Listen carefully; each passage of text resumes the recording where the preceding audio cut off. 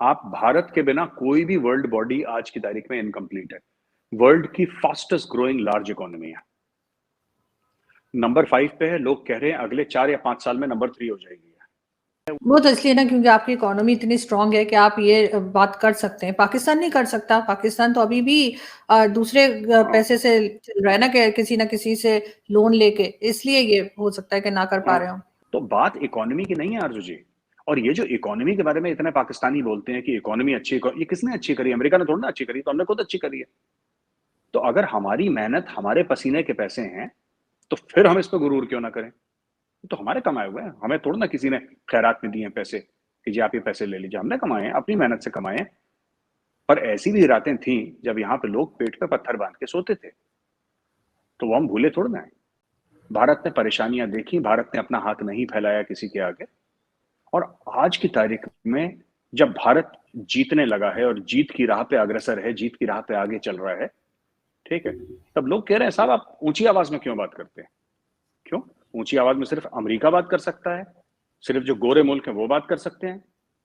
आप एक बात बताइए आरजू जी, कभी पाकिस्तान से कभी किसी ने पूछा चाइना को कि आप में इतना कॉन्फिडेंस कहां से आ गया है, आप क्यों ऐसी बातें करते हैं?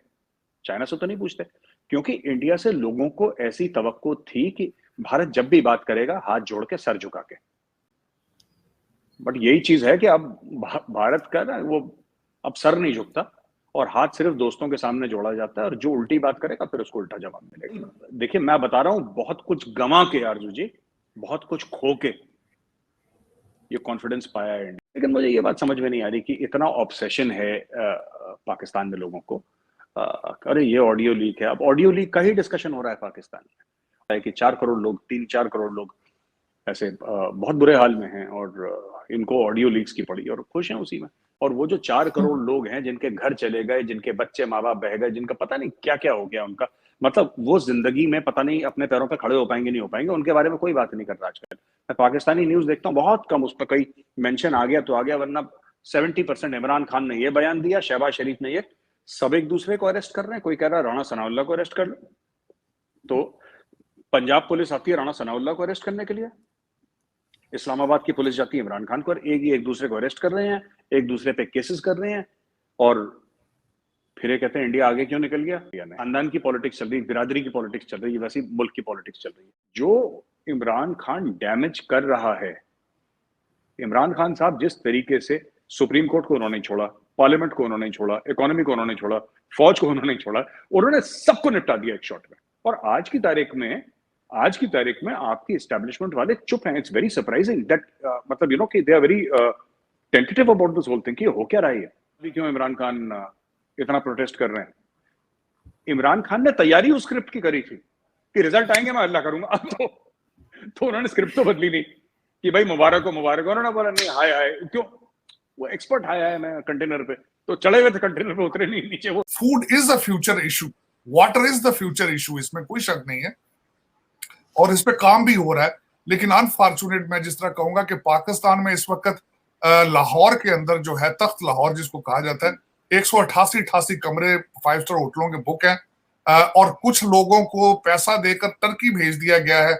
आज सुबह एक मेरा बड़ा अच्छा जर्नलिस्ट दोस्त है, उसने कहा है कि पाकिस्तान में डॉक्टर इंजीनियर बनना बिल्कुल फजूल है, मैट्रिक हाई स्कूल करके सियासत में आओ और 50 करोड़ लेके तो टर्की शिफ्ट हो जाओ। तो मेरे ख्याल में ये हमारे पाकिस्तान तो अभी उसी चीजों से ग्रो नहीं कर रहा, अनफॉर्चुनेट। लेकिन इसका मैंने आपको बताया ही है कि पाकिस्तान में पूरे का पूरा पाकिस्तान जो है वो एक मलिक रियाज साहब के हाथ में है, बैरियर टाउन के हाथ में है। जिस तरीके से हर रिटायर होने वाला अफसर जो है वो विश करता है कि मलिक रियाज साहब उनको जॉब दे दें, लेकिन कोई कानून नहीं है, कोई सोच नहीं है। सबसे बड़ी बात है विजन। मेजर साहब से मैं कहूंगा, जो बात कर रहा था मैं, कि इस सारी चीजें करने के लिए नेशनलिज्म चाहिए होता है। जब तक आप मैं भारत गया, बहुत दफा गया हूं, और मैंने वहां पे देखा है कि लोगों के अंदर नेशनलिज्म।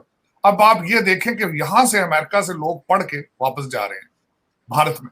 भारत के इंस्टीट्यूशन जो है वो इतने इस लेवल पर पहुंच चुके हैं कि वहां से लोग पढ़ के आके यहाँ पे माइक्रोसॉफ्ट चला रहे हैं, यहाँ पे लोग आके गूगल चला रहे हैं। लेकिन अनफॉर्चुनेट ये है कि पाकिस्तान के अंदर ना कभी किसी ने ब्रेन ड्रेन पे तवज्जो दी है, ना किसी ने वहां से पैसे की ड्रेन पे तवज्जो दी है, और ना देने का कोई इस वक्त लग भी नहीं रहा, क्योंकि मैं खुद पिछले 74 साल से भी मैं देख रहा हूं जो कोई हो रहा है पाकिस्तान में, और आने कहते नो रिलीफ इन साइट।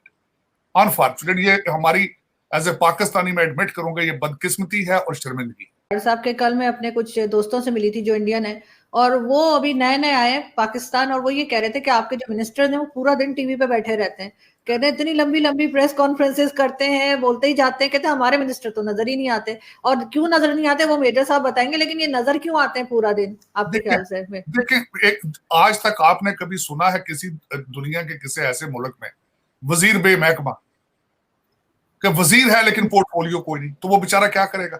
4 सूबे हैं छोटे छोटे और 100 बंदे की कैबिनेट होती, तो फिर वो क्या करें? वो उन्होंने कुछ ना टाइम तो गुजारना होता है।